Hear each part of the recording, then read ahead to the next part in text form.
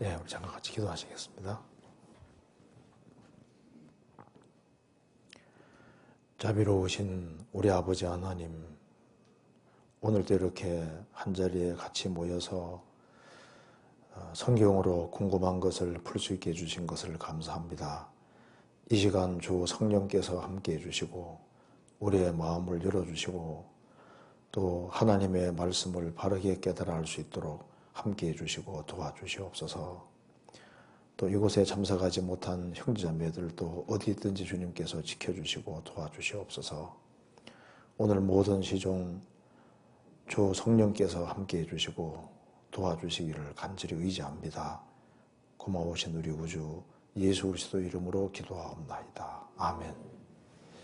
성경 예레미야 30장을 찾아보시겠습니다. 이사야 30장,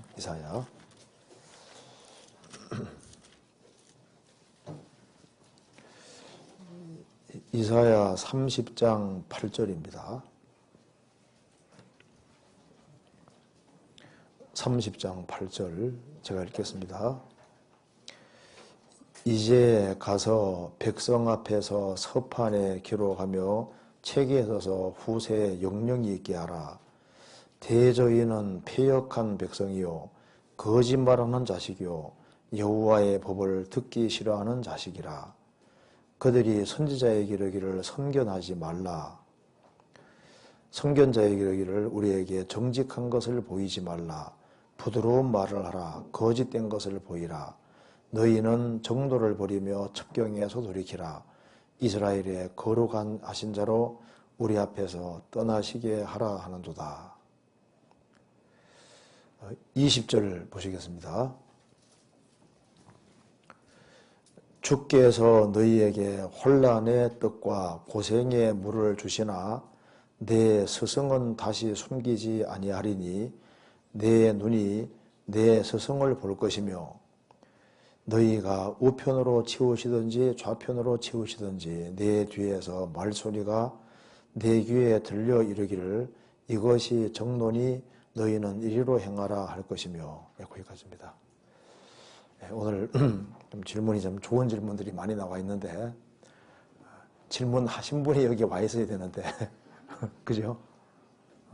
질문을 하신 분이 안 와 있으면 참 아쉽다고 생각이 듭니다. 여기 이제 첫 번째 질문이 이제 바로 이사야 30장 20절 이 질문입니다.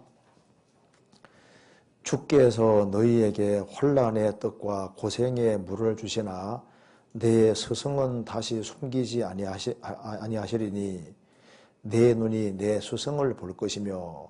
이 말씀에서 위 구절에서 스승은 하나님을 말씀하시는지요?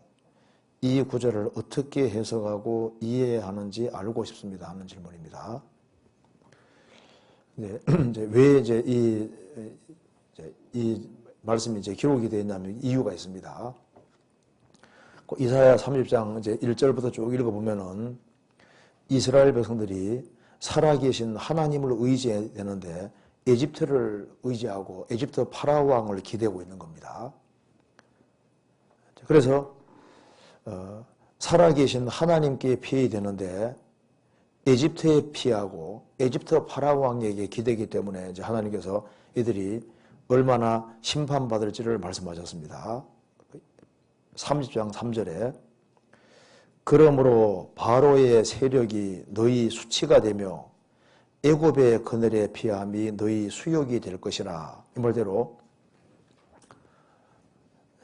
이스라엘이 이제 위기 상황에 자꾸 에집트를 기대고 애굽의 그늘에 피하려 했습니다. 그래서 하나님께 묻지 않았다. 2절 끝에 나와 있죠. 나의 입에 묻지 아니하였으니 죄의 죄를 더하도다. 그러니까 위기 상황에 하나님이 엄연히 살아계심에도 불구하고 눈에 보이는 세력에 기대고, 그리고 이제 이 이스라엘 민족이 에집트까지 가는 길이 굉장히 멀거든요. 그 굉장한 어떤 위험이 있음에도 불구하고 그 재물을 잔뜩 싣고 그리고 에집트에 도움을 청하러 간다는 것이 이제 6절 이하에 나와 있습니다. 그래서 이제 그 에집트를 그 가는 길에는 암사자와 수사자가 나오고 독사가 있고 날아다니는 불뱀이 나오는 그 위험한 것을 지나서 에집트의 땅에 가서 에집트의 도움을 구한다고 말입니다. 자, 그 정도 에집트에 내려가는 그 정도 그 희생과 수고를 감수하는 그 정신 가지고 살아계신 하나님을 기대했으면 얼마나 좋았겠습니까? 그래서 하나님이 이제 이스라엘 백성들을 책망했습니다. 8절에 이제 가서 백성 앞에서 서판에 기록하며 책에 서서 후세에 영령이 있게 하라. 대저 이는 패역한 백성이요 거짓말하는 자식이요 여호와의 법을 듣기 싫어하는 자식이라. 선지자가 나타나서 얘기하면은 선견하지 마라. 우리 장래를 얘기해 주지 마라. 또 선견자에게 이르기를 우리에게 정직한 걸 보이지 마라. 왜 자꾸 망한다는 소리 하냐. 우리에게 부드러운 말을 하라. 거짓된 것을 보이라. 우리는 이제 성경에서 말하는 하나님 말씀하시는 정도, 첩경, 지름길은 필요 없다는 겁니다. 그래서 11절에 말한 대로 이스라엘의 거룩하신 자로 우리 앞에서 떠나시게 하라 하는도다. 그래서 하나님을 걷어차고 하나님 말씀을 걷어차는 것은 하나님을 걷어차는 게 되는 겁니다. 그러니까 하나님을 허상으로 생각하니까 눈에 보이는 에집트에 열심히 기대는 거예요. 그래서 하나님께서 이스라엘 백성들을 완전히 심판하신 것이 이제 그 뒤에 이제 기록이 되어 있는 겁니다. 그래서 하나님께서 그들을 심판하시는데 14절에 그가 이 나라를 회파하시되 토기장이가 그릇을 회파함 같이 아낌없이 파쇄하시리니 그 조각 중에서 아궁이에서 불을 취하거나 물 웅덩이에서 물을 뜰고 떠지 못하리. 그러니까 하나님께서 토기장이가 그릇을 완전히 부숴둔 것처럼 이스라엘을 아주 완전히 심판하실 것이기 때문에 이제 그릇이 부서지면은 조금이라도 모양이라도 남아있어 사용할 수 있을 텐데 너무 부서지면 아무 쓸모없게 되는 것처럼 그렇게 심판한 겁니다. 그래서 이것이 바로 바벨론 포로를 말하는 겁니다. 이스라엘 민족이 끝까지 말을 안 듣는 그 결과 하나님이 바벨론 들어서 이스라엘 백성들을 완전히 심판하고 잡아가 버리지 않습니까? 그런데 하나님 이스라엘을 그렇게 심판하셨지만은 그렇지만은 하나님께서 기다리신다고 하셨습니다. 18절에 같이 읽어보겠습니다. 그러나 여호와께서 기다리시나니 이는 너희에게 은혜를 베풀려 하시며 일어나시리니 이는 너희를 긍휼히 여기려 하심이라. 대저 여호와를 공회의 하나님이시라. 무릇 그들을 기다리는 자는 복이도다. 이스라엘 백성들이 심판을 받아서 이제 17절에 말한 대로 너무 조금밖에 안 남았습니다. 이제 그렇지만 하나님께서는 기다리신다. 은혜 베풀려고 기다리시는 거예요. 그래서 말씀하기를 무릇 그를 기다리는 자는 복이도다. 이스라엘이 바벨론 포로 잡혀가서 얼마나 고통받았습니까? 그 고통 속에 하나님께 부르짖었고 하나님은 70년 만에 이스라엘을 해방시켜 주십니다. 그 해방시켜 주실 때 그때 이스라엘 민족이 얼마나 감격하는지 26절에 나와 있죠. 같이 읽어봅시다. 여호와께서 그 백성의 상처를 싸매시며 그들의 맞은 자리를 고치시는 날에는 달빛은 햇빛 같겠고 햇빛은 7배나 되어 7날의 빛과 같으리라. 이스라엘이 바벨론 포로 잡혀가서 70년 동안 살다가 하나님의 특별하신 은혜로 70년 만에 해방이 될 때 그들은 얼마나 기뻤겠습니까? 그래서 이스라엘 땅에 돌아와서 다시 해를 보고 달을 볼 때 달빛은 햇빛같이 느껴질 것이다. 햇빛은 7배나 되어서 7날의 빛과 같으리라. 찬란하게 느껴질 거다 그 말입니다. 그래서 오랫동안 병중에 한 1년 정도 병중에서 고통받다가 오래간만에 처음으로 밖에 탁 나와서 밤에 달이 탁 비치는 걸 볼 때 달빛이 어떻게 느껴질까요? 햇빛같이 그렇게 크게 강하게 느껴지고 그 병석에 1년 동안 있다가 밖에 나와서 1년 만에 태양을 딱 바라볼 때 그 태양이 7배나 밝은 아주 훨씬 크게 밝게 보일까, 느껴질 거 아니에요. 그죠? 자, 그러면 이제 병에 1년 동안 병중에 있는 게 아니라 10년 동안 병석에 누워서 햇빛을 못 보다가 이제 밖에 딱 나오면 맨 똑같은 햇빛인데 느껴지는 건 훨씬 다르게 느껴지잖아요. 그러니까 바빌론 포로 잡혀가서 70년 동안 지렁이 같이 아주 고통받다가 70년 만에 해방돼가지고 이스라엘 땅에 와서 그 달빛을 보고 햇빛을 봤을 때 그 바벨론 제품과하고 다르잖아요. 가슴이 뭉클해지면서 달빛은 햇빛같이 찬란하게, 햇빛은 7배나 밝은 빛까지 그렇게 아주 크게 느껴질 거다 그 말입니다.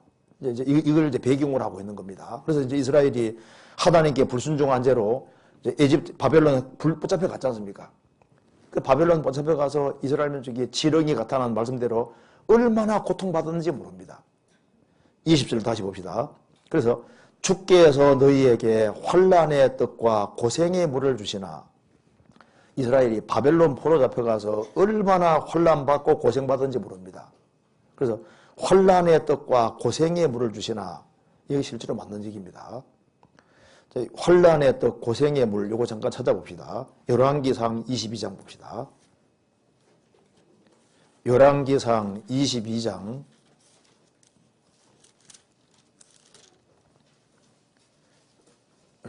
미가야 선지자에 대한 말씀입니다. 미가야 선지자가 이 아합이 죽게 될 것을 얘기를 하니까 아합이 열받았습니다. 그래서 이렇게 말하는 겁니다. 26절 이스라엘 왕이 가로되 미가야를 잡아 부윤 아몬과 왕자 요아스에게로 끌고 돌아가서 말하기를 왕의 말씀이 이놈을 옥에 가두고 내가 평안히 들어올 때까지 고생의 떡과 고생의 물로 먹이게 하라. 고생의 물이란 말이 나와요. 고생의 떡이란 말이 나와야죠. 그러니까 아주 죽지 않을 만큼 아주 조금 주고 물도 아주 굉장히 안 좋은 물 같은 걸 줘서 아주 고생을 아주 일부러 시키는 겁니다. 옛날에는 감옥 가면 뭐 준다고요? 콩밥 먹인다. 우리 어릴 때는 이제 감옥 가면 콩밥 준다 그랬는데 콩밥이 사실 맛있거든요. 근데 이제 여기 고생의 물, 고생의 떡이라는 것은 아주 떡을 죽지 않을 만큼 조금 주고, 떡도 아주 굉장히 안 좋은 떡이지 않습니까? 죽지 않을 만큼만 주고, 물도 있지 않습니까? 주대 아주 안 좋은 이제 그런 걸 줘서 아주 고생을 시키는 거예요. 고생. 그런데 이제 여기 이스라엘 민족도 바벨론 포로 잡혀가서 환난의 떡과 고생의 물을 주신다. 이스라엘은 바벨론 포로 잡혀가서 얼마나 고통받았는지 모릅니다. 그걸 알기 위해서 환난의 떡과 고생의 물을 주신다. 그러니까 실제로 바벨론 포로 잡혀갈 때도 1000km 멀리 잡혀갈 때 얼마나 그 조금밖에 안 줬을 거 아니에요.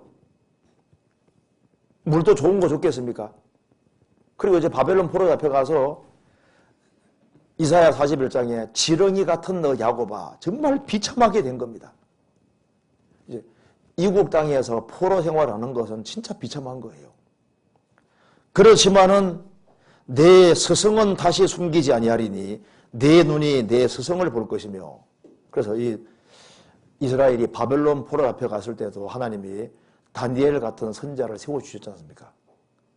그들은 고생은 받았지만은 다니엘, 사드랑, 메삭, 아벳노고 그리고 에스겔 선지자 같은 선지자들을 여기 이제 내 스승이라 그랬는데 이게 원래 영어에도 복수로 되어 있습니다.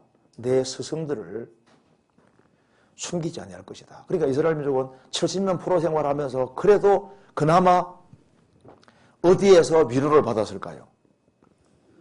그래도 우리에게는 다니엘 선지자가 있어. 에스겔 선지자가 있어. 그 포로기에도 하나님이 선지자들을 세워주셔서 이스라엘로 하여금 소망을 갖게 만들고 소망을 잃지 않게 만들었지 않습니까? 그래서 신비하지만은 빛을 줄 것을 말씀하시는 겁니다. 그래서 이스라엘이 바벨론 포로 잡혀가기 전에는 하나님이 예레미야 선지자 통해서 막 얼마나 강력하게 얘기하셨어요. 그게 성령이 예레미야 그리고 이제 일꾼들을 사용하신 겁니다. 사용하셨는데, 그리고 여기 이스라엘이 바벨론 포로 잡혀갔어도 정말 고생하고 환난받고 고통받게 하지만은 그래도 이스라엘 백성들이 완전히 좌절하지 않도록 여러 스승들, 일꾼들을 세워주셨는데 그 신비하지만은 성령이 역사해 줄 것을 말씀하시는 거니까 궁극적인 스승은 물론 성령님이시지만은 여기는 성령님께서 사람들을 일꾼으로 세워서 그들에게 위로를 주고 용기를 줄 것이다 그 말입니다. 그래서 21절에 말한 대로 너희가 우편으로 치우시든지 좌편으로 치우시든지 내 뒤에서 말소리가 내게 들려 이르기를 이것이 정론이 너희는 이를 행하라 할 것이며 그러니까 완전히 헤매진 않게 해주시고 뒤에서 신비하게 들리지만은 잘 들으면 들리도록 그래서 이스라엘 민족은 70년 포로 생활 속에서도 그나마 신앙을 붙잡고 믿음을 붙잡고 있으면서 그래서 해방시켜주를 학소고대하는 사람들이 있었습니다. 그래서 하나님께서 고레스 왕을 통해서 하나님이 해방시켜 주시지 않습니까? 그래서 이제 이스라엘 백성들이 다시 돌아와서 이제 다시 민족을 재건하고 예루살렘 성전 재건했죠. 성벽 만들었고 신앙을 다시 부흥시키는 그런 계기를 만들게 됐던 겁니다. 그래서 여기에 이제 이 부분을 우리가 알 수 있는 것이 있습니다.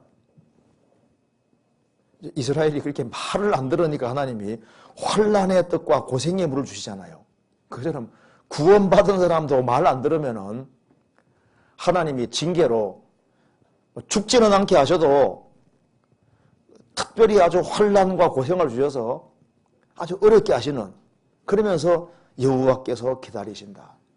은혜 베푸시려고 돌이키게 하려고 기다리신다 그 말입니다. 그래서 신비하지만은 주님께서 계속해서 깨닫게 도와주시고 돌이키게 하시는 거예요. 이거 이해되시죠? 그래서 여기서 이제 스승은 뭘 말하느냐? 이제 이스라엘이 바벨론 포로 잡혀가기 전에도 하나님이 일꾼들을 많이 세우셨는데 포로 잡혀가고 난 후에도 일꾼이 적지만은 조금 세워주신 거예요. 그래서 그들이 완전히 격결로 가지는 않게끔 소망 잃지 않게 만드신 것을 말씀하시는 겁니다. 넘어가도 되겠죠? 네, 이제 그 다음 질문 봅시다. 안녕하세요. 정말 복음을 위해서도 세상에서도 열심히 살아서 다니엘처럼 빛나게 살고 싶은 청년입니다. 얼마나 좋아요. 하지만 성경에서 배운 대로 세상을 살아가는 것은 너무나도 어려운 일인 것 같습니다. 잘 아시네요. 직장 생활은 이리 치이고 저리 치여서 따라가는 것도 벅차고 교회에서 맡겨준 봉사, 여기저기에서 계속 있는 말씀들과 교제에 참석하기도 체력적으로 너무 벅찬 게 사실입니다. 말씀을 들어서 주님에 대해서 조금 더 알게 되고 교제하는 것은 다 좋은데 이 모든 것을 다 해내는 것이 너무나도 벅찰 때가 있습니다. 주님이 공급하시는 힘으로 하라고 해서 기도했지만 저에게 주신 은혜가 족한 건지 여전히 힘들고 이 모든 것을 다 해내기 위해 체력을 키워야 되겠다는 생각하지만 주어진 일정을 다 해내는 것만 해도 잠잠한 시간을 줄여야 할 판입니다. 줄이면 되잖아요. 신앙생활을 하다가 내게 주어진 것들이 막 벅찰 때 어떻게 해보가는 것이 좋은지 알려줬으면 좋겠습니다. 이게 이제 일정을 다 해내는 것만 해도 이게 힘들어서 잠잠한 시간을 줄여야 할 판입니다. 젊을 때는 좀 줄이죠, 뭐. 줄여서 신앙생활 하는 게 맞죠. 그래서 힘이 들다는 말은 맞죠. 근데 힘만 드는 것이 아니라 기쁜 것도 사실입니다. 그래서 어떻게 하면 좀 더 신앙생활 잘할 수 있느냐. 이렇게 잠잠한 시간을 줄여야 할 판입니다. 잠잠한 시간을 줄이면 되고, 그리고 그래도 안 된다 그러면은 여기에 오락을 줄이고, 여기 한번 찾아봅시다. 여기 단순하면 됩니다. 찾아봅시다. 히브리서 12장 봅시다. 히브리서 12장. 12장 1절 찾아봅시다.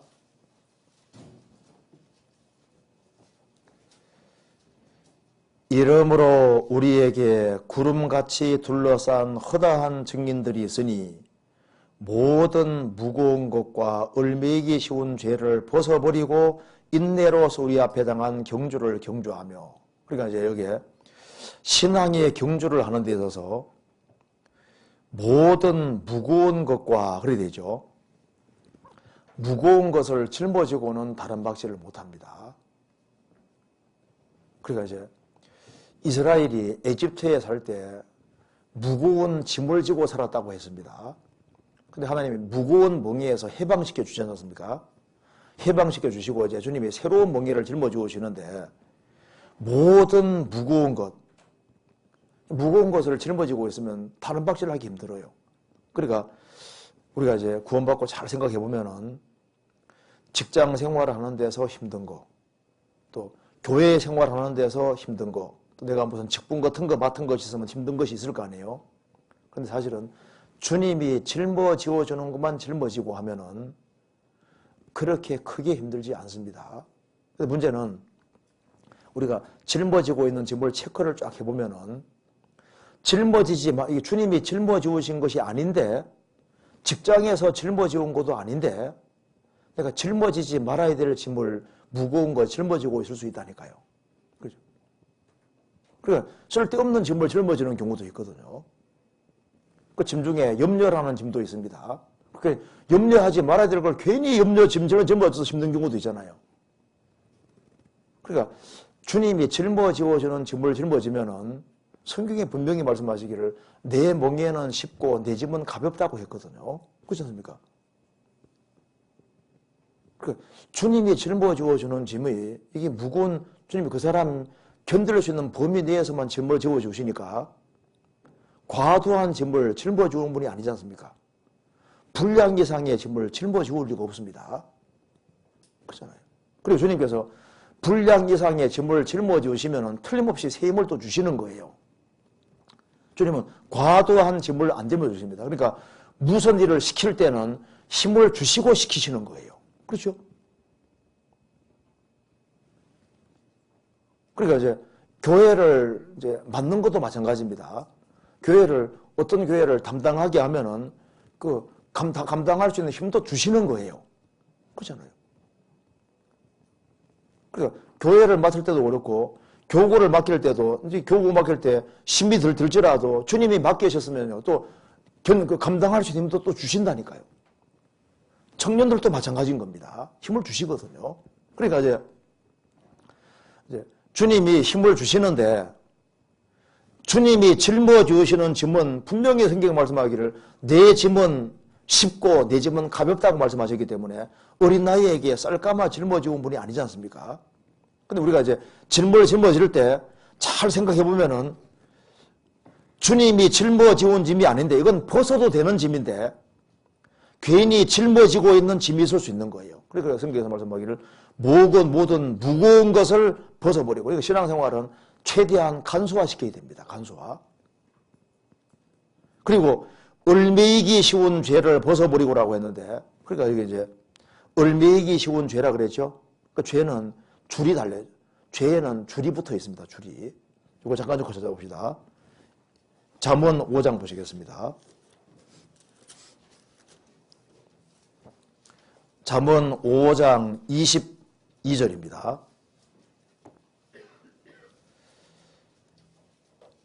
악인은 자기의 악에 걸리며 그 죄의 줄에 매이나니, 여기 죄의 줄이라 그랬죠? 죄의 줄에 매이나니, 매인다는 말은 묶인다 그 말입니다. 그러니까 죄의 줄이라 그래요, 줄. 그 죄가 줄하고 비슷하다 그 말입니다. 그러니까 습관성, 구제, 불능성이라고 그러지 않습니까? 그러니까 이게 죄의 줄에 매이나니, 이게 죄가 처음에는 약할 때는 줄인데 죄를 자꾸 용납하면 이 줄이 점점 굵어져요. 굵어서 어떻게 굵어진지 봅시다. 이사야 5장입니다. 이사야 5장 18절에 봅시다.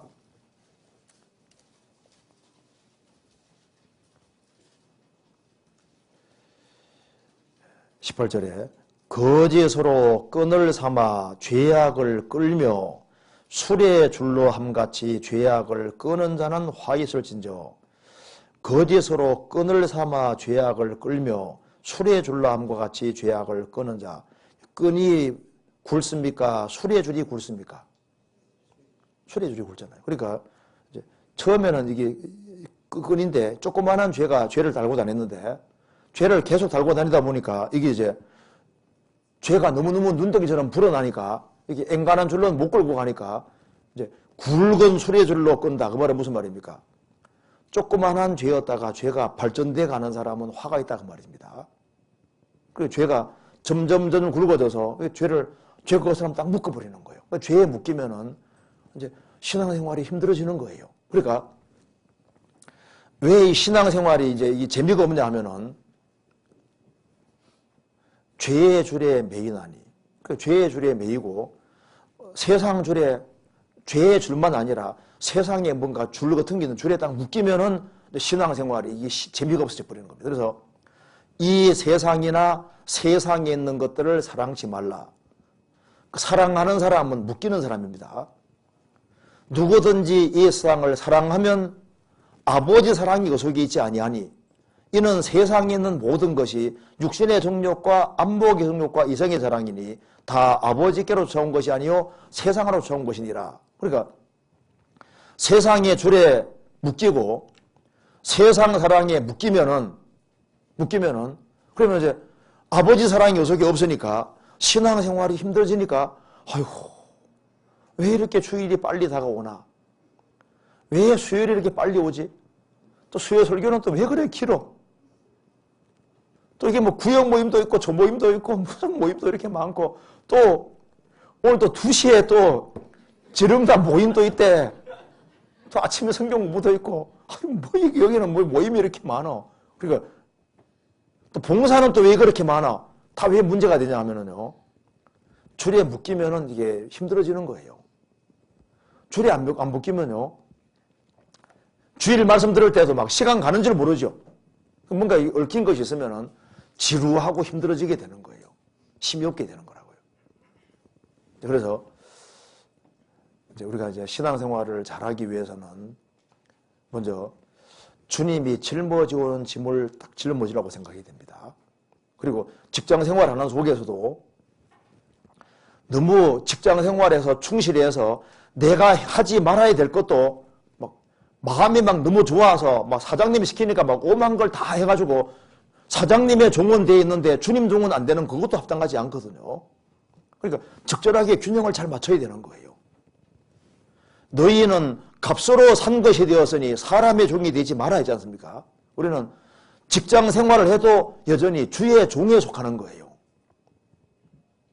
그러니까 소득이 적을지라도 신앙생활을 잘하는 게 좋다고 성경에 말했지 않습니까? 우리는 세상에 살지만은 세상 사람이 아닌 겁니다. 그래서 모든 무거운 것, 그러니까 최대한 간소화시켜야 되는 거예요. 왜? 우리가 다른 거 몰라도 신앙생활은 손해보면 안 되니까 최대한 관소화시켜서 그래서 신앙생활은 아주 하되 멋지게 잘할 생각을 해야 진다. 여기 질문하신 분이 얼마나 좋아요. 여기 얼마나 다니엘처럼 빛나게 살고 싶은 청년입니다. 이 꿈이 좋은 겁니다. 이런 꿈을 가지고 살아야 되는 게 맞는 거예요. 내가 신앙생활은 정말 멋지게 해봐야 되겠다. 이게 얼마나 좋은 마음이냐고 말입니다. 내가 청년 중에서는 내가 제일 신앙생활 잘하는 사람 되고 싶다. 적어도 그런 마음은 가지고 살아야 되는 게 맞거든요. 우리 해외 갈 때 한 자매님, 나는 한국에서는 자신 없고 내가 홍콩에서는 제일 하나님께 기원받고 이쁨 받는 자녀가 될 거다. 욕심이 대단하거든요. 그런데 신앙적 욕심이 필요한 겁니다. 내가 하나님께는 제일 이쁨 받겠다. 그래서 CD 잔뜩 복사해가지고 가지고 다니면서 시간 날 때마다 나눠주고 있지 않습니까? 어쨌든 간에 하나님께 잘 보이려고 하니까 하나님이 도와주시죠. 하나님께 잘 보이려고 하나님 마음을 감동시키니까 하나님 도와주시죠. 그래서 간소화시키고 모든 무거운 것과 얼매기 쉬운 죄라는 말씀대로 이 세상에 우리가 살지만은 그 세상을 지배하고 살지 아니하고 그것 때문에 마음이 흐트러지면 안 되거든요. 마음이 흐트러지면은 신앙에서 물러나게 되고 손해를 보게 돼 있는 겁니다. 그래서 최대한 간소화시키고 단순화시켜야 되는데 그 삼손이 이제 소래 골짜기로 내려가서 블레셋으로 들어갑니다. 그래서 여자에게 붙잡히잖아요. 그 나중에 들릴라 품에 안기게 됩니다. 들릴라 뜻이 뭔지 아시죠? 들릴라가 원래 뜻이 여러 가지가 있습니다. 나약하다, 연약하다 그런 뜻도 있는 동시에 쾌락이라는 뜻이 그 속에 들어 있습니다. 그 다음에 밤이라는 뜻도 들어가 있거든요. 그러니까 이제 그 들릴라가 이름 자체가 나약하고 연약하게 보이지만은 남자 깨는 데는 아주 이게 도 같은 여자인 거예요. 그래서 쾌락에 딱 붙잡히게 하고 그 여자에게 붙잡히면 인생이 밤이 되는 거예요. 밤. 그러니까 왜 삼손이 들릴라에게 연결돼 가지고 인생이 이렇게 고달프게 됐냐 그 말입니다. 그러니까 어둠에 붙잡히지 않게 하라 했는데 이 들릴라가 어둠이라고 밤이거든요. 밤. 그러니까 왜 눈이 빠졌을까요? 밤에 붙잡히고 밤에 캄캄하게 됐잖아요. 쾌락에 붙잡혀서 눈이 빠지게 돼버리더라고요. 그래서 능력을 상실해서 그 삼손 그렇게 힘이 있는 사람이 능력이 상실당해서 눈이 빠지고 맷달굴이라는 신세가 되지 않습니까? 나중에 하나님이 철저히 들이키니까 회복시켜 주셨지만은 꼭 그런 과정을 겪어야 되는 게 아니지 않습니까? 그래서 여기에 우리 이 질문대로 최대한 관소화시키고 그리고 이제 이 세상을 지배하고 그리고 이제 신앙생활을 하기 어려우면요. 저 일만 하고 내가 이만 하고 일만인데 내가 싸워야 되겠다. 그럼 어떻게 하면 됩니까? 더 각오하면 되는 거예요. 더 비장한 각오를 하면은 주님이 새로운 힘을 주시는 것이 있습니다. 그래서 우리 신앙생활은 힘들면은 힘들 만큼 주님이 신앙생활 정말 잘하라고 하는 사람은 제3의 길도 주시고 새로운 힘도 주시는 거예요.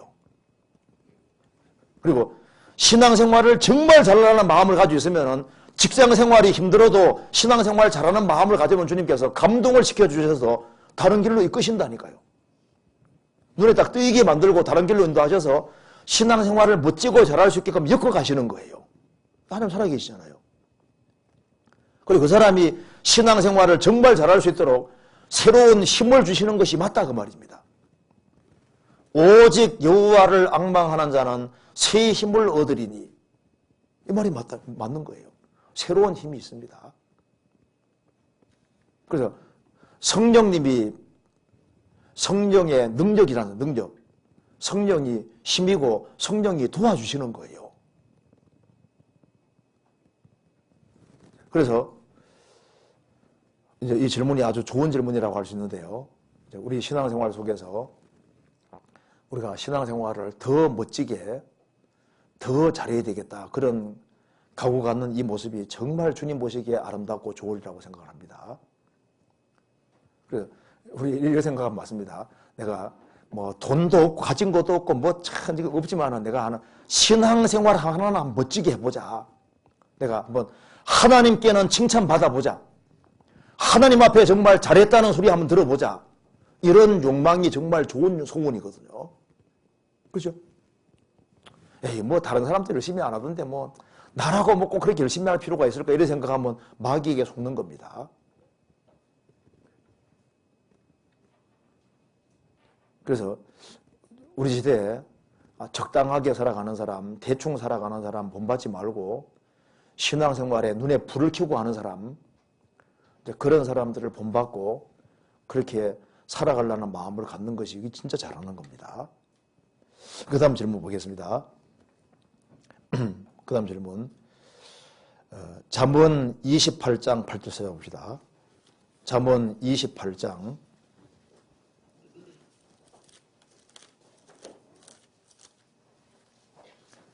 8절.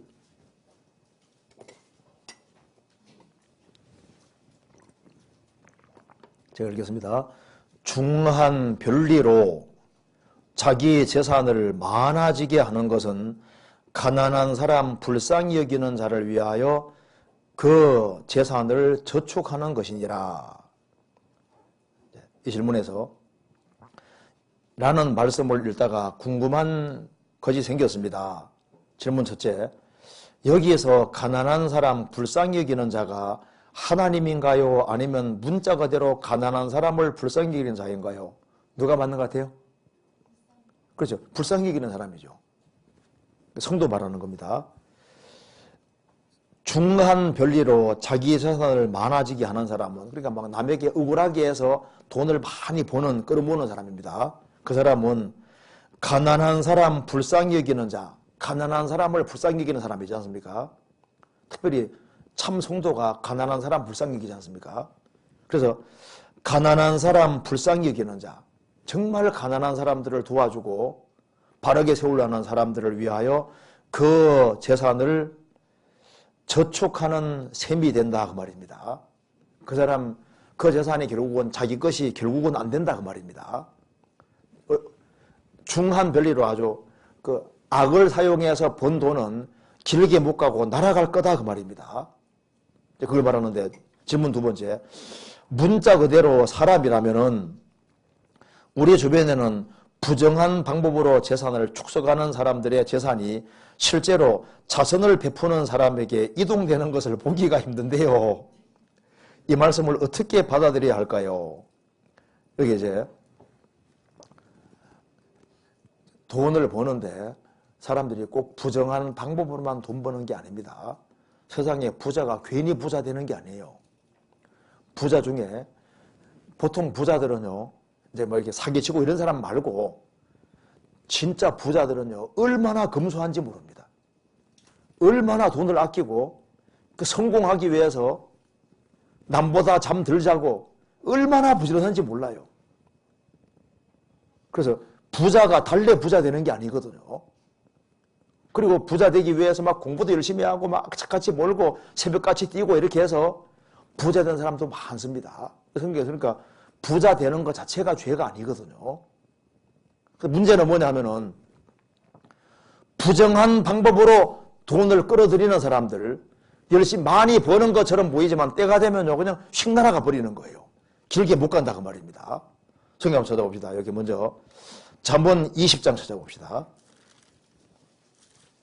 잠언 20장 21절 같이 읽어보겠습니다. 처음에 속히 잡은 산업은 마침내 부가 되지 아니하느니라. 뭐 복권 당첨됐다. 뭐 갑자기 뭐 돈이 들어왔다. 그런 것은 마침내 부가 안 된다 그 말입니다. 결국은 날아갑니다. 근실하게 모은 재물이 늘어나게 돼 있는 거예요. 잠언 28장 찾아봅시다. 28장 19절 자기의 토지를 경작하는 자는 먹을 것이 많으려니와 방탕을 좇는 자는 궁핍함이 많으리라. 충성된 자는 복이 많아도 속히 부하고자 하는 자는 형벌을 면치 못하리라. 그리고 지금 방금 질문한 이 내용은 중한 별리로 재산을 많아지게 하는 것은 누구에게 하는 말입니까? 하나님 백성이란 이스라엘에게 지금 하는 말이거든요. 하나님의 선민인 이스라엘이 중한 별리로 재산을 많아지게 하면은 이스라엘 백성들은요, 하나님이 그대로 쳐서 정말 진리 가운데 행하는 사람들, 가난한 사람, 불쌍히 여기는 사람에게 주님께서 그걸 탁 옮기는 일이 실제로 있는 겁니다.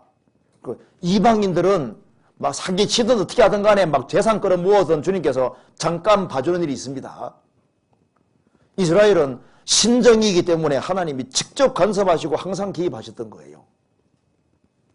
그리고 실제로 부정한 방법으로 돈을 모으는 사람들, 중한 별리로 남을 억울하게 하면서 돈 버는 사람들 보세요. 길게 못 갑니다. 주님이 후 불어버리세요. 잠언 23장 봅시다. 23장 4절입니다. 부자 되기에 애쓰지 말고 내 사사로운 지혜를 버릴지어다. 내가 어찌 허무한 것에 주목하겠느냐. 정령이 재물은 날개를 내어 하늘에 나는 독수리처럼 날아가리라. 부자 되기에 애쓰지 말고 먹을 것과 입을 것이 있으면 족한 줄로 알라 그 말입니다. 뭐에 대한 열심을 내야 되냐 하면은 신앙생활 잘하는 열심을 내야 된다 그 말입니다.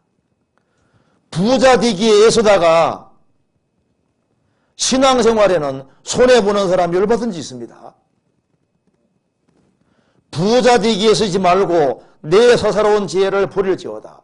그러니까 자꾸 돈을 많이 모으려고 자꾸 생각하다 보면은 잔꾀가 자꾸 생기는 거예요. 그러다가 마귀 시험도 많아지고, 그래서 돈에 얽매여서 막 돈 쫓아가다가 신앙 망치는 사람들이 많잖아요. 그러니까 어찌하여 허무한 것에 주목하겠느냐. 주목은 주님께 주목하고 신앙생활 잘한 사람들에게 주목하고, 내가 언제 저런 사람들을 따라갈까 하는 그런 마음 가지고 살아야 된다 그 말입니다. 정령이 재물은 날개를 내어 하늘에 나는 독소리처럼 날아가리라. 근실하게 벌지 아니하고 부정한 방법으로 막 중한 별리를 취해서 가난한 사람 억울하게 하면서 모은 사람들 중년에 휙 날아가 버립니다. 길게 못 가요. 성경 예레미야 17장 보시겠습니다. 예레미야 17장 11절.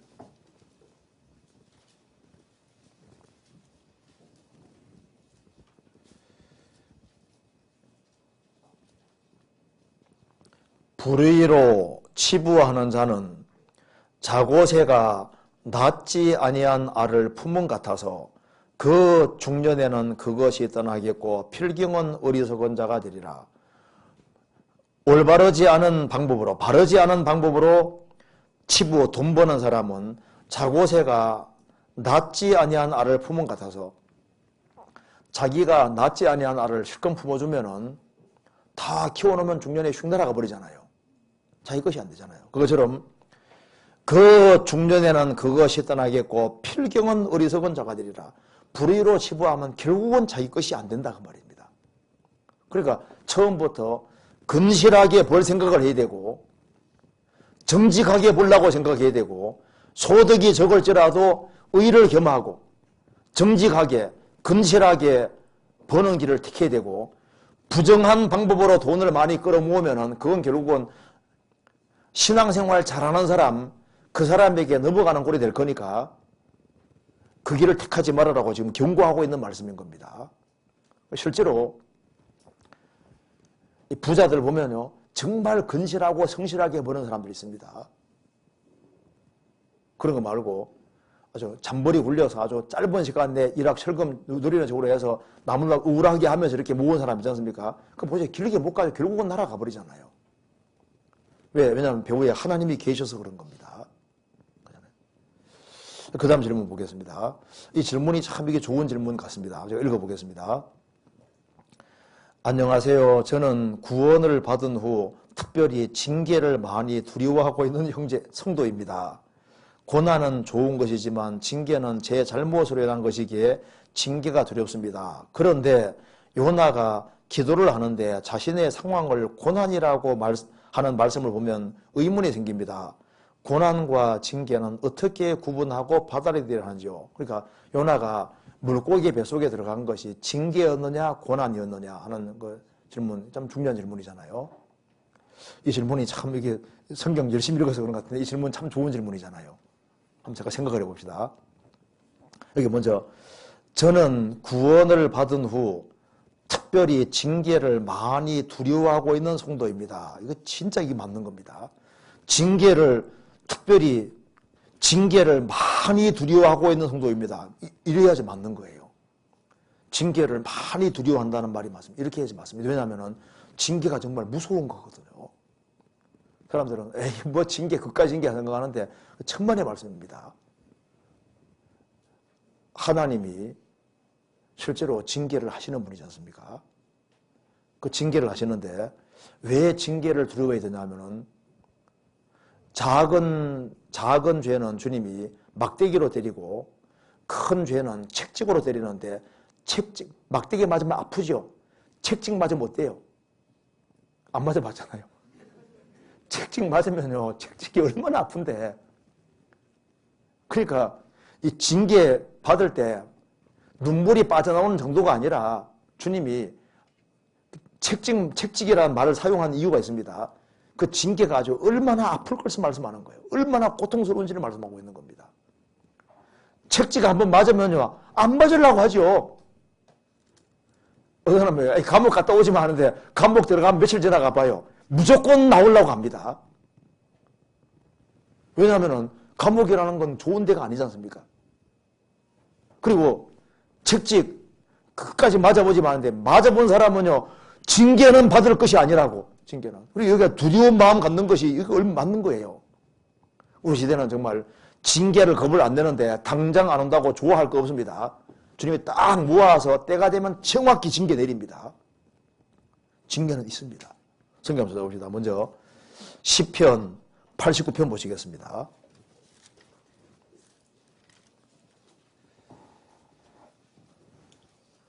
31절 보시겠습니다. 내 율례를 파하며 내 계명을 지키지 아니하면 내가 지팡이로 저희 범과를 다스리며 책직으로 저희 죄악을 징책하리로다. 범과에 대해서는, 조그만한 죄에 대해서는 지팡이로 저희를 지팡이 맞으면 아프잖아요. 그런데 죄악에 대해서는 책직으로 저희를 징책하리로다. 책직. 15리 12장에서도 책직을 때린다고 했는데 책직이 있습니다. 성경 고린도전서 11장 찾아봅시다. 고린도전서 11장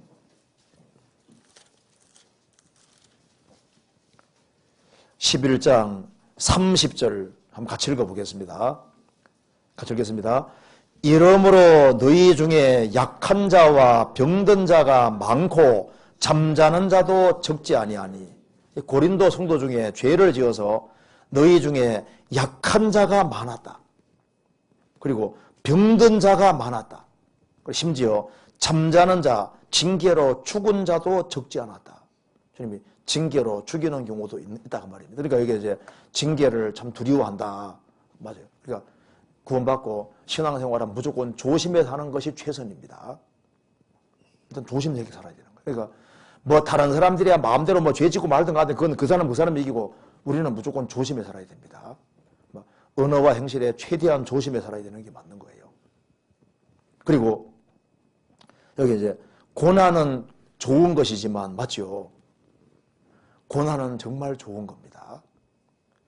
내가 특별히 죄를 지은 것이 아님에도 불구하고 내게 어려움이 줄 수 있는데 그 하나님이 구원받은 사람에게 그 사람이 견딜 수 있는 범위 내에서 여러 가지 어려움을 주시고 고난 주시는 것은 정말 축복입니다.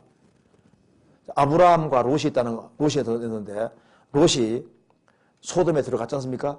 들어가서 징계를 받았습니다. 왜 소돔에 들어가서 징계받았냐면 이거 한번 봐봐요.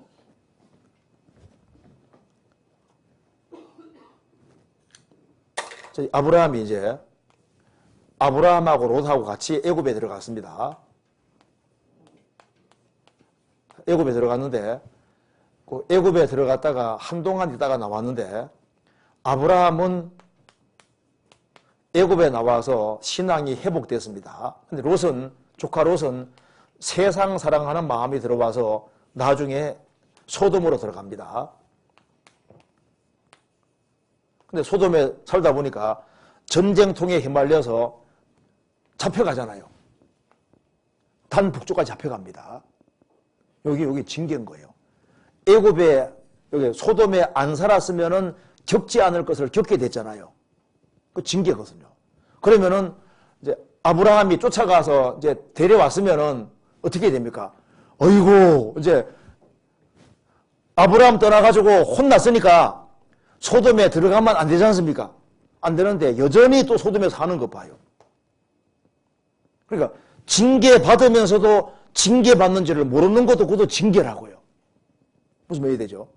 그러니까 결국은 소돔에 살다가 소돔 고모라 불탈 때 자기 아내가 죽고 자식 2명이 다 애굽에 소돔에서 물들었습니다. 자기 아버지하고 동침하는 사람이 어디 있냐고요. 딸 둘이 어떻게 아버지하고 동침할까? 그걸 어디서 배운 겁니까? 소돔에 안 내려갔으면은 그걸 안 배우는 거예요. 아브라함과 같이 있으면은 두 딸이 오염될 리가 없고 아버지하고 같이 잠자서 자식 낳는 것은 상상도 못하는 일인데 소돔에서는 비일비재하니까 보고 듣는 게 그거니까 그대로 오염돼가지고 모압과 암몬을 낳아가지고 대대로 이스라엘 대적이 되지 않습니까? 그 징계다 그 말입니다. 그러니까 아브라함은 진리 가운데 행했으니까 주님께서 여러 가지 시련을 주시고 여러 가지 고난 주시고 그래서 그를 아주 훌륭한 사람으로 만들어 가시지 않습니까? 그런데 아브라함도 고난만 받은 것이 아니라 아브라함도 징계를 받았습니다.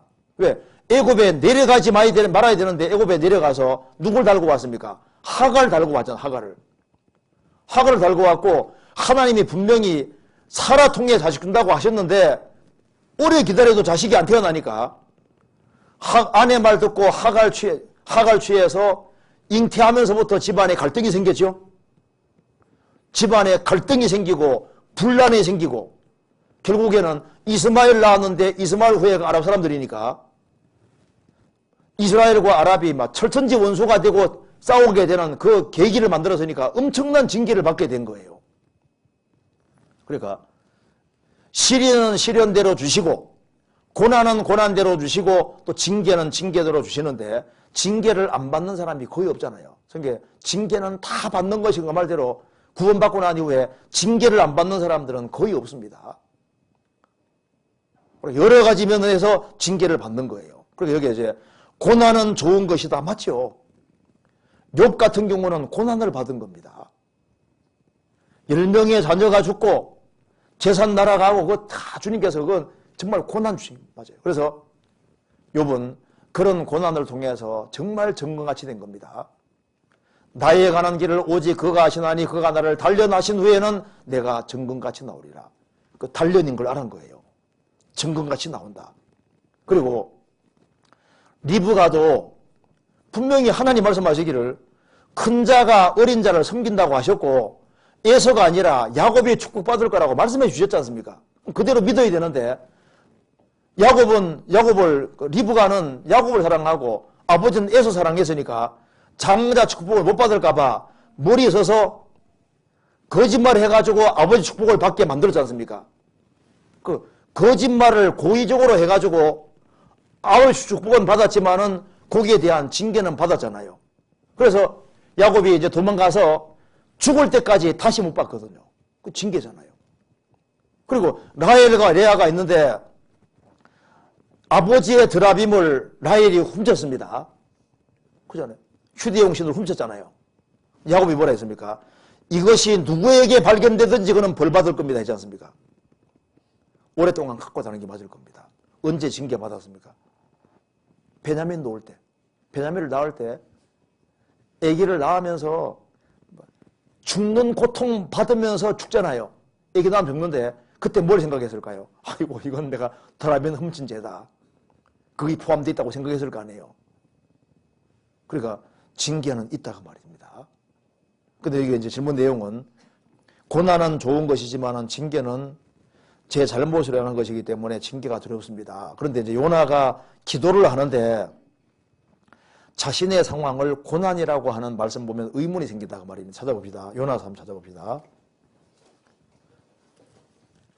그래, 요나가 문제예요. 요나. 그게 이제 요나서 2장 봅시다. 2장 1절입니다. 요나가 물고기 뱃속에서 그 하나님께 기도하여 가로되 내가 받는 고난을 인하여 여호와께 불러 아뢰어 잡더니 주께서 내게 대답하셨고 내가 수월의 뱃속에서 부러지었었더니 주께서 나의 음성을 들으셨나이다. 7절에 내 영혼이 내 속에서 피곤할 때 내가 여호와를 생각하여 잡더니 내 기도가 주께 이르러 싸우며 주의 성전에 미쳤나이다. 이 말씀에서 여기 이제 질문 내용이 내가 받는 고난을 인하여 라고 표현했다고 말입니다. 그 징계라고 하지 않고 왜 고난이라고 했느냐. 어떻게 생각하세요? 징계만 있는 게 아닙니다. 예수님이 말씀하시기를 요나보다 더 큰 이가 여기 있느니라. 이 말이 무슨 말입니까? 요나보다 더 큰 이가 여기 있느니라. 그 말은 요나는 작은 자입니까? 큰 자입니까? 요나가 보통 사람이 아닙니다. 요나보다 더 큰 이가 여기 있느니라 하시고 하나님께서 요나를 예수님 모형으로 사용했다고 하는 것은요, 요나가 신앙이 보통 사람이 아니에요. 요나는 징계만 받은 것이 아닙니다. 징계만 받았다 생각하면 징계를 받아가지고 물고기 배 속에 들어간 것은 맞지만은 그가 하나님 앞에서는 작은 자가 아닙니다. 대단한 사람인 거예요. 성경 마태복음 12장 보세요.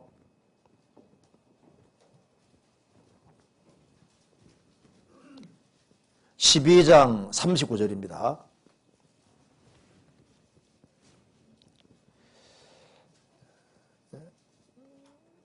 예수께서 대답하여 가라사대 악하고 음란한 세대가 표적을 구하나 선지자 요나의 표적밖에는 보일 표적이 없느니라. 요나가 밤낮 사흘을 큰 물고기 뱃속에 있었던 것 같이 인자도 밤낮 사흘을 땅속에 있으리라.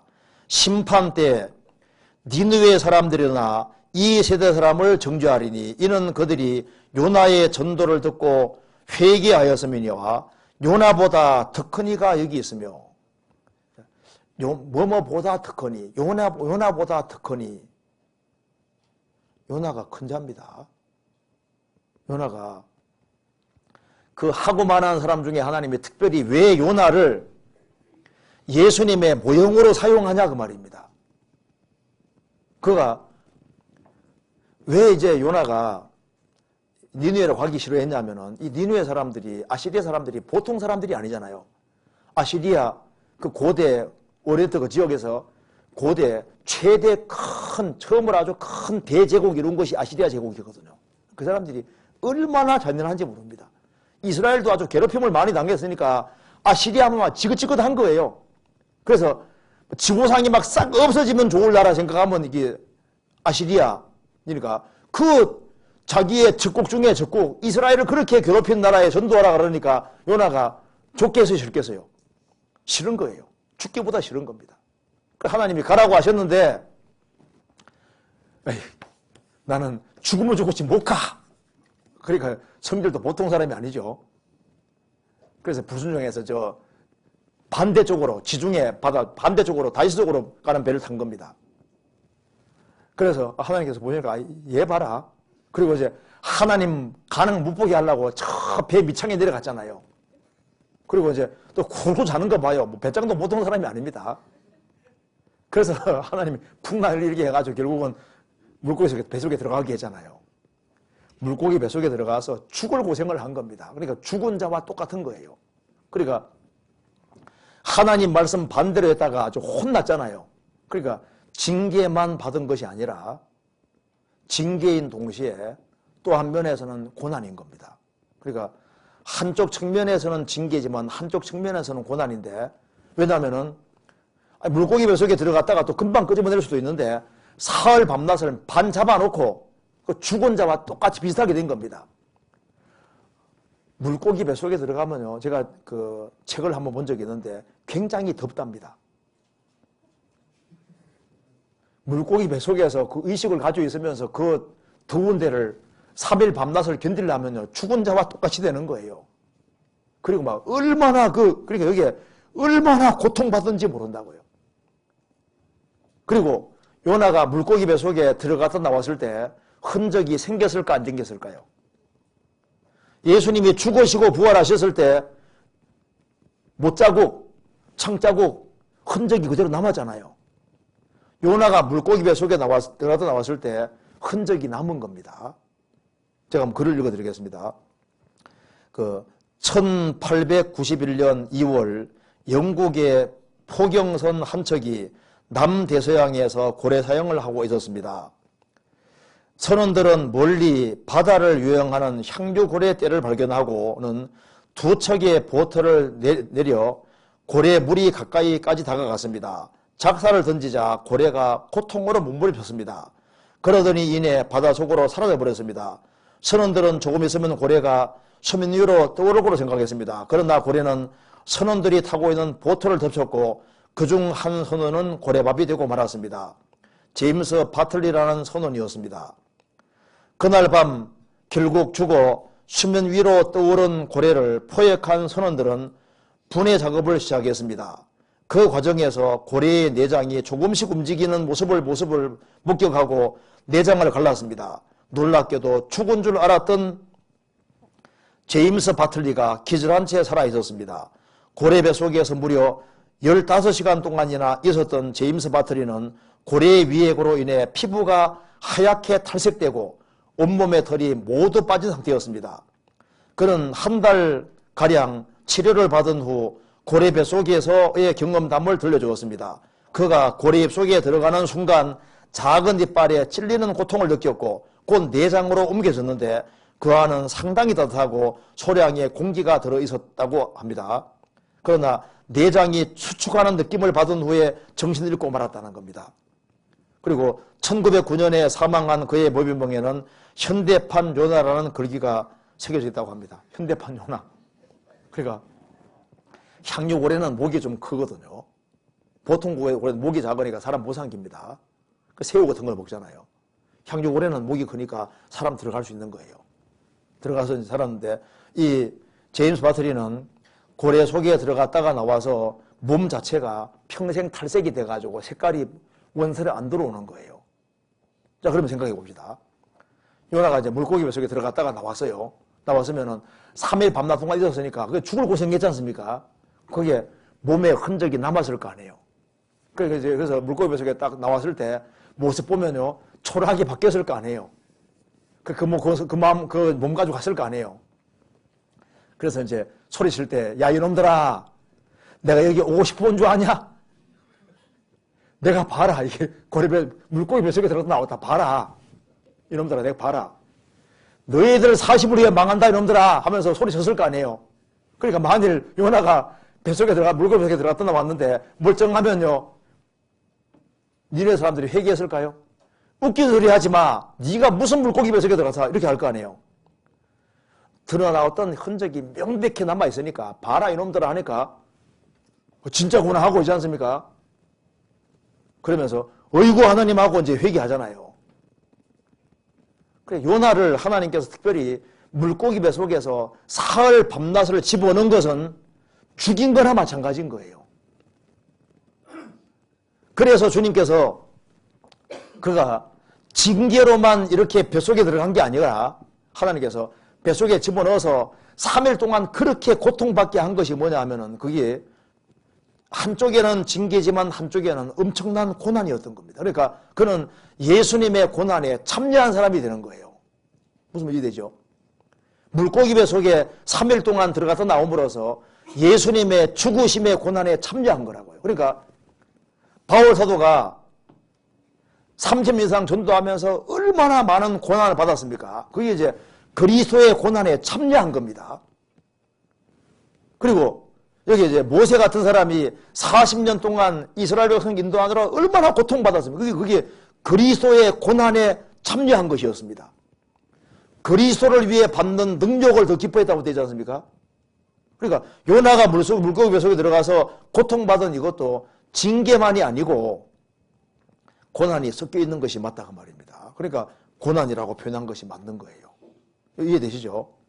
그리고 다윗이 압살롬 피해 도망갈 때 거기 징계도 섞여 있는 동시에 징계만 아닙니다. 압살롬 피해 도망갈 때 그때 제일 힘들었던 때입니다. 사울이 자기를 죽이려고 한 거하고 자식이 자기를 죽이려고 하고 맨발로 도망가는 건 다르잖아요. 그가 기드론 시내를 지났다고 되어 있지 않습니까? 그 기드론은 그 우중충한 탄식하는 슬퍼하는 그런 뜻입니다. 그게 막 핏물이 흐르고 쓰레기들이 막 지나다니고 오물이 지나다니는 그걸 다윗 왕이 맨발로 지나갔다 그 말입니다. 예수님이 세상에 오셔서 오물 같은 세상에 오셔서 더러운 것을 밟으셨잖아요. 더러운 이 세상을 통과했다 그 말입니다. 그러니까 다윗이 압살롬 피해 도망가는 이 장면이 꼭 징계만이 아니라 그것도 그리스도의 고난과 연결되는 거예요. 그는 자식 때문에 엄청난 고난 겪는 걸 통해서 그게 징계 성격뿐 아니라 고난 성격이 들어가 있는 거예요. 복합적인 것이 있는데 그 중에 하나가 요나 경우도 그렇다고 말입니다. 이해되시죠? 넘어가도록 하겠습니다. 그 다음에 스바냐 1장 2절 3절 질문 한번 봅시다. 스바냐 1장 봅시다.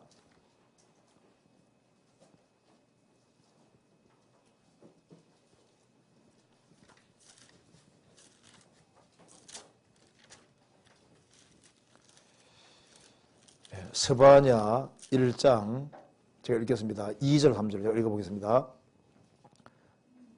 여호와께서 가라사대 내가 지면에서 모든 것을 진별하리라. 내가 사람과 짐승을 진별하고 공중의 새와 바다의 고기와 거치게 하는 것과 악인들을 아울러 진별할 것이라. 내가 사람을 지면에서 멸절하리라. 나 여호와의 말이니라. 이 질문에서 모든 것을 진별한다고 말씀하셨습니다. 그런데 마지막 전쟁 때 살아남은 사람들이 천당국에 들어가는 유대인의 3분의 1과 소수의 이방 사람들이 있다고 성경에 나와 있습니다. 살아남은 사람들이 있는데 왜 모든 것을 하는 말씀을 하셨는지 궁금합니다. 이제 먼저 질문부터 봅시다.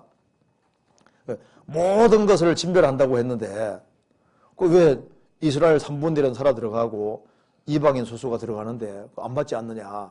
근데 왜냐면 이거, 그러니까 성경을 한 부분만 읽으면 안 되고 전체를 다 읽어봐야 돼요. 그 여기 봅시다. 그러면 이제 여기 모든 걸 진별하려 하고 이제 부연 설명하고 있는 거 봅시다.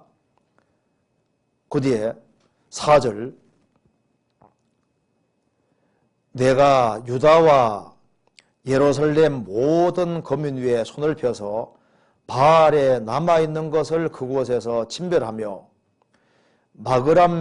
마그림이란 이름과 및 그 제사장들을 아울러 진별하되 무릇 지붕에서 하늘의 1월 성신에게 경배하는 자와 경배하며 여호와께 맹세하면서 말감을 가리켜 맹세하는 자와 여호와를 배반하고 좇지 아니한 자와 여호와를 찾지도 아니하며 구하지도 아니하는 자를 멸절하리라. 그러니까 모든 사람 멸절한다고 하시면서 누굴 멸망시키냐 하면은 여기 5절에 말한 대로 지붕에서 하늘의 1월 성신에게 경배하는 자와 경배하면서 여호와께 맹세하면서 말간가리 맹세하는, 그러니까 아예 완전 우상 숭배하는 자, 또 한편으로는 하나님을 믿는 것처럼 하면서 우상을 섬기는 양다리에 걸치는 자와 여호와를 배반하고 좇지 아니하는 자, 믿을 수 있는 기회가 주어졌는데 배반하는 사람, 또 여호와를 찾지도 아니하며 구하지도 아니하는 자, 아예 무관심한 자를 멸절하리라.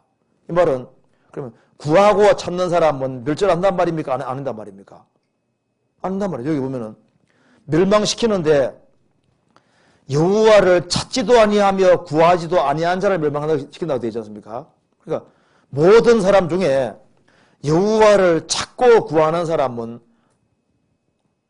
죽는다는 말이 아니지 않습니까? 뒤까지 읽어보면 그렇지 않습니까? 그리고 여기 보면은 1장 12절을 보시겠습니다.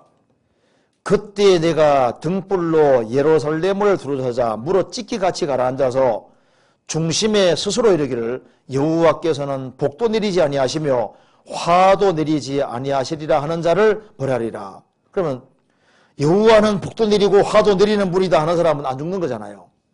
그러니까 모든 이란 말 자체가 문맥을 살펴봐야 돼요. 문맥을. 2장 1절에 보시겠습니다. 심판을 말하면서 이렇게 말했습니다. 수치를 모르는 백성아 모일지어다. 명령이 시행되기 전 광음이 겨같이 날아가기 전 여호와의 진노가 너희에게 임하기 전 여호와의 분노의 날이 너희에게 임하기 전에 이르기 전에 그리할지어다. 여호와의 규례를 지키는 세상의 모든 겸손한 자들아 너희는 여호와를 찾으며 공의와 겸손을 구하라. 너희가 혹시 여호와의 날에 분노의 날에 숨김을 얻으리라. 그러니까 하나님이 모든 것을 진별한다고 하셨는데 그 내용을 자세히 읽어보면은 진별하시마는 그 중에서 여호와를 구하고 찾는 사람들, 그 일부의 사람들이 혹시 숨김을 얻으리라. 조금 남는다는 얘기죠. 그러니까 읽어보면은 이게 모든 것이 절대적인 모든 것이 아니라 그 중에 모든 걸 진별하는 중에 하나님의 긍휼을 베풀어서 조금은 남을 수 있다는 얘기를 하고 있잖아요. 그러니까 읽을 때, 문장 성경 읽을 때는 전체를 다 보면서 읽어야 되는 겁니다. 그리고 또 한 군데 찾아봅시다. 여기에 요한복음 3장 보세요. 읽을 때는 항상 전체를 다 보면서 읽어야 됩니다. 요한복음 3장 보시겠습니다. 3장 31절입니다. 3장 31절.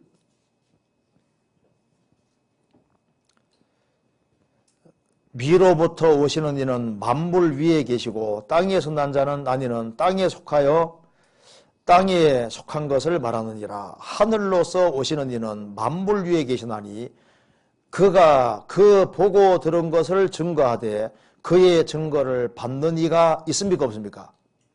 없도다. 여기까지 읽으면 안 되거든요.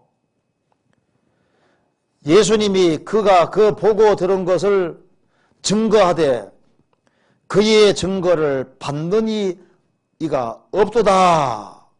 근데 그 뒤에 보면은 그의 증거를 받는 이는 하나님을 참되시다 하여 인쳤느니라. 그러니까 증거를 받는 이가 없는데 그의 증거를 받는 이는, 그 말은 없는데 드물게 조금 있다는 얘기지 않습니까? 그렇죠?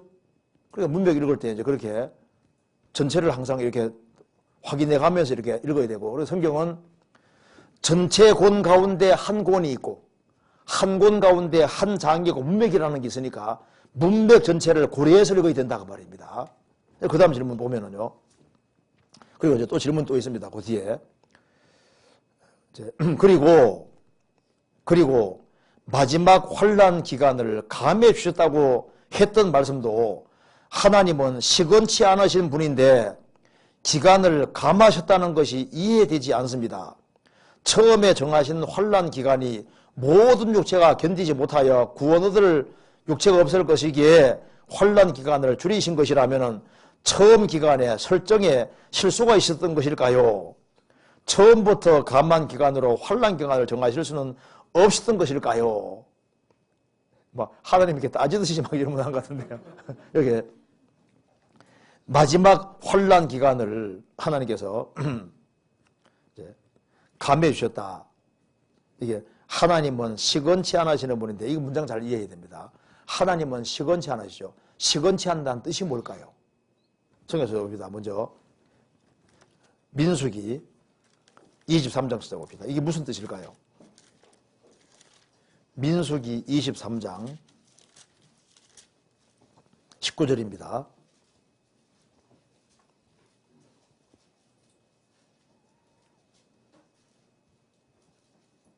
(23장 19절에) 하나님은 인생이 아니시니 시건치 않으시고 인자가시니 후회가 없으시도다. 어찌 그 말씀하신 바를 행치 않으시며 하신 말씀을 실행치 않으시라. 하나님은 인생이 사람이 아니시기 때문에 시건치 않는다. 사람들은 실수하는 말을 바란다 그 말입니다. 실수해서 그 말을 또 고치고 계획에 차질이 생겨서 후회하는 그런 후회를 하지만은, 하나님은 실수해서 무슨 말을 해서 되물린다든가, 또 하나님은 계획 프로그램을 잘못 잡아가지고 후회하는 그런 후회는 없다 그 말입니다. 하나님이시니까. 실수한다든가 이런 것이 있으면 하나님일 수 없지 않습니까? 그러니까 하나님은 여기에 원래 하나님께서 이스라엘 백성들에게 정해 주시기를 7년 혼란 정해 주실 때 처음에는 1290일 동안 견디게 돼 있고, 그리고 45일을 더 견뎌서 천왕국 들어가게 이렇게 정해 두셨습니다. 다니엘 12장에 나오지 않습니까? 그런데 신약 성경 보면은 한 달을 하나님이 감해 주셨거든요. 원래 1290일인데 1260일로 바꿔놨습니다. 한 달 동안 감해 주신 거예요. 그러니까 저게 이제 감한 것에 대해서 이제 얘기한다고 말입니다. 하나님은 시건치 않으시는 분인데 왜 이랬다 저랬다 하느냐? 왜 그러냐 하면은 감하신 것은 이렇게 하나님께서 1290일이다 정한 것은 공의이고, 거기에서 한 달을 줄여주신 것은 은혜인 겁니다. 은혜. 아세요? 그러면 하나님이 1290일 동안 막 계속 열받는 게 좋으시겠어요? 한 달 동안 은혜를 베푸셔서 감해주는 것이 좋으실까요? 감해주는 게 좋죠. 이건 은혜인 겁니다. 은혜. 그래서 성경 다니엘서 12장에는 1290일인데 요한계시록은 1260일이지 않습니까? 30일 감해졌거든요. 그래서 마가복음 13장에는 하나님이 그 날들을 감해 주셨다고 했습니다. 30일 동안 감해 주신 거예요. 그러니까 30일 동안 감해 주셨으니까 은혜를 베풀어 주신 겁니다. 그래서 법대로 그냥 벌 받아야 되는데 조금 줄여주면 그건 은혜지 않습니까? 그죠? 모압 사람들은 여호와 총회에 영원히 들어오지 못한다. 그런데 모압 총회에 모압 사람들은 못 들어내는데 룻은 들어왔잖아요. 그러니까 저주가 선포된 것은 공의이고 은혜는 저주에서 해방시켜 주는 거예요. 그렇지 않습니까? 그래서 하나님께서 이제 그런 일이 있습니다. 다윗 당시에도 인구수사 때문에 주님께서 아주 이스라엘 아주 크게 뭐 혼내키는데 하나님께서 더 혼내키려 하다가 이 정도면 됐다고 하나님께서 딱 봐주셨잖아요. 그게 은혜인 겁니다. 하나님께서 이 롯을 보면요, 하나님 속상해가지고 그냥 죽일 때 그냥 징계로 딱 죽이고 싶었지만은 하나님이 아브라함을 생각하사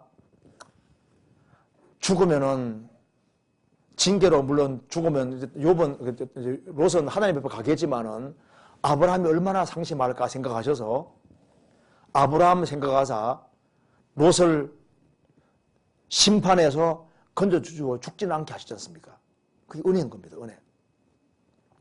원래는 벌을 더 심하게 내려야 되는데 하나님이 인자를 더해주셨다고 되어 있다고. 인자를. 그리고 롯이 지체했지만은 빨리 멸망시켜야 되는데 하나님이 시간 주셔서 지체했지만은 시간 주셔서 기어고 끄집어내고 난 다음에 죽였지 않습니까? 그게 은혜인 거예요. 그러니까 빨리 멸망시켜야 되는데 주님께서 시간을 좀 주신 것도 은혜다 그 말입니다. 원래 소돔 고모라는 멸망시켜버려야 되는데 아브라함이 기도했잖아요. 하나님은 성중에 50명 있으면 어떻게 하겠습니까? 천변 내려가서 원래는 막 50명에서도 멸망시킬 수도 있고 한데도 10명 찾으면 내가 용서해 주겠다고. 예루살렘도 주님이 멸망시켜야 되는데 한 명 찾으면 멸망 안 시키려고 했잖아요. 그 하나님의 자비인 거예요. 그러니까 이것은 시건이 아닙니다. 시건이 아니라 하나님의 은혜인 거예요. 은혜.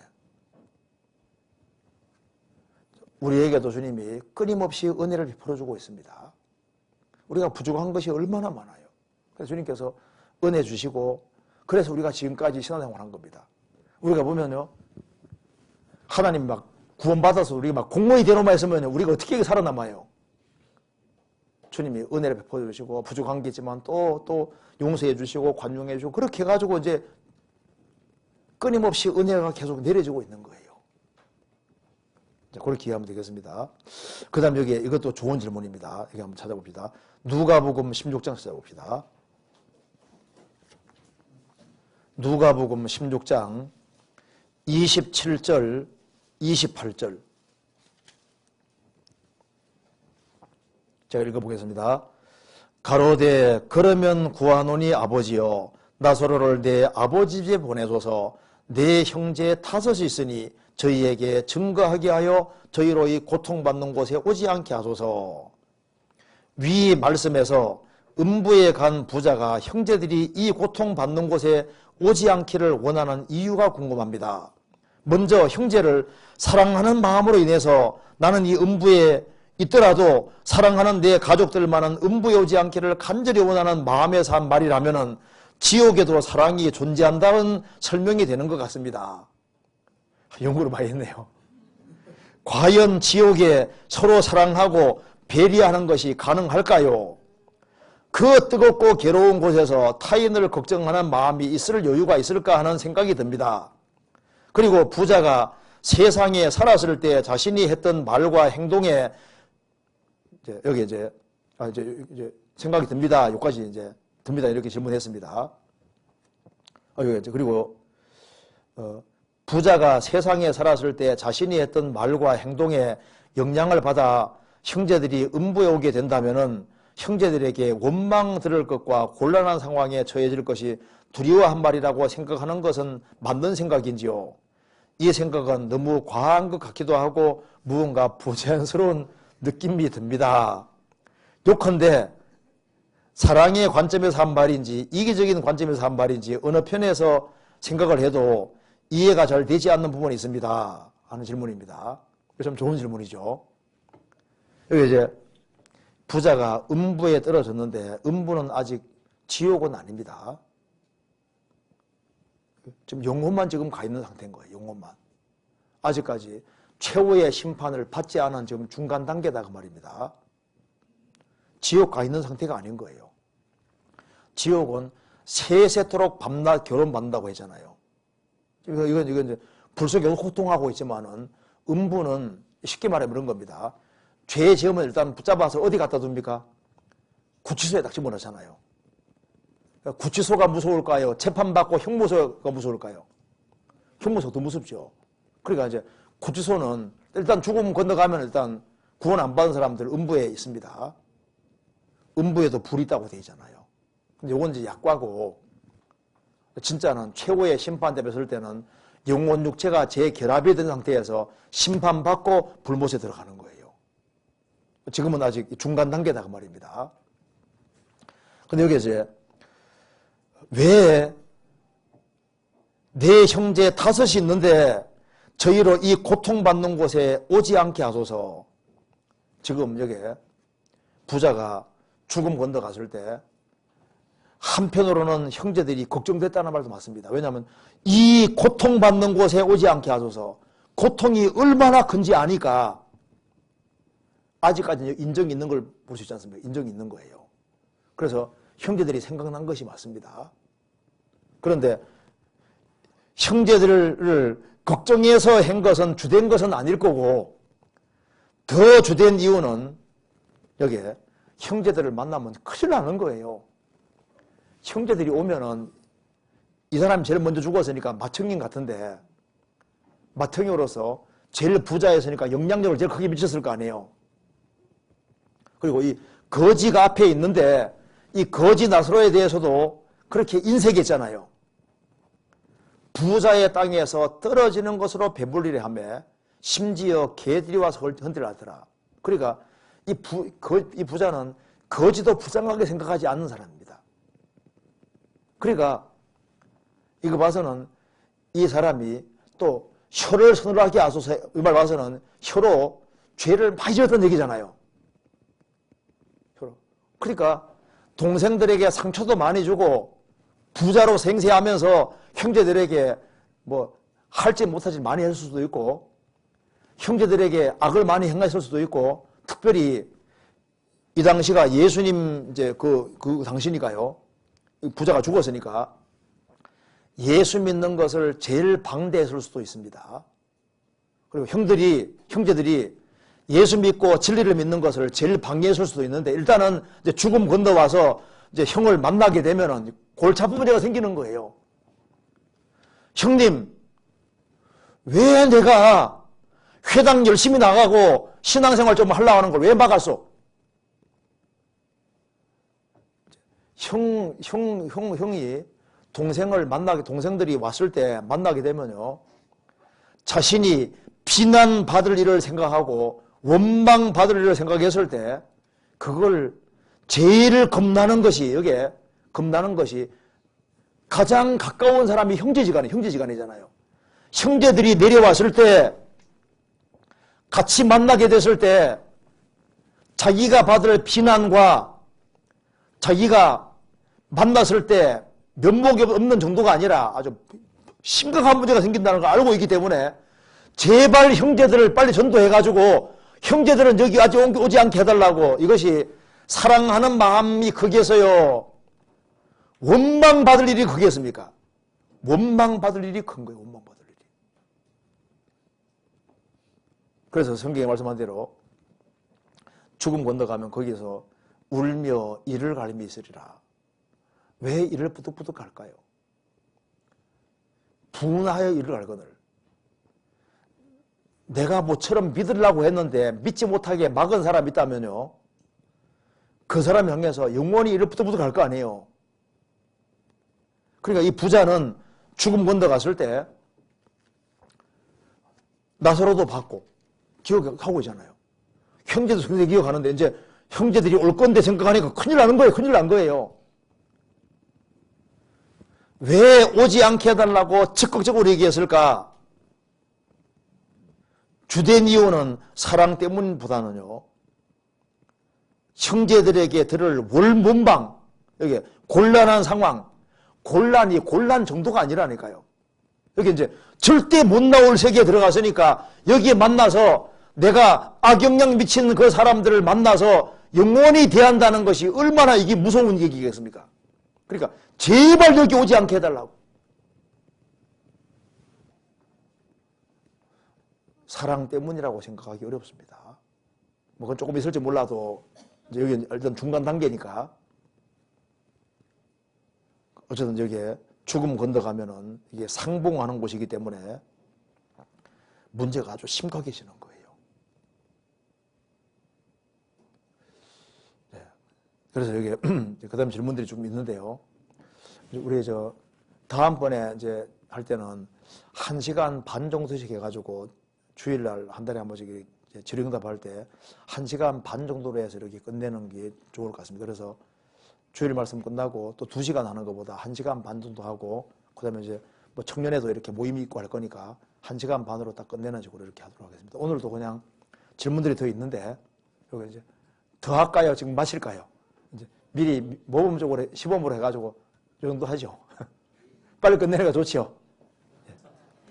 여기까지 하도록 합시다. 같이 기도하겠습니다. 자비로우신 우리 아버지 하나님, 저희들을 주의 보배로운 피로 구원해 주신 것을 감사합니다. 역사의 마지막 시대를 살아가는 저희들에게 주님을 알게 해주시고 또 주님의 복음과 영광을 위해 살 수 있는 기회 주시는 것을 감사합니다. 저희들에게 충성된 마음을 주시고 주님께서 맡기신 일을 잘 감당할 수 있도록 더욱 역사해 주시고 도와주시옵소서. 앞으로 있을 학예 수양에 준비하는 그 모든 손길에도 함께 하시고 또 새로 인도할 모든 사람들을 주님께서 지혜롭게 인도할 수 있도록 도와주시고 또 구원받을 만한 사람들을 많이 연결시켜 주시옵소서. 이번 학예 수양회를 통해서 오직 주님께 영광과 찬송이 돌아가도록 역사해 주옵소서. 주 예수 그리스도 이름으로 기도하옵나이다. 아멘.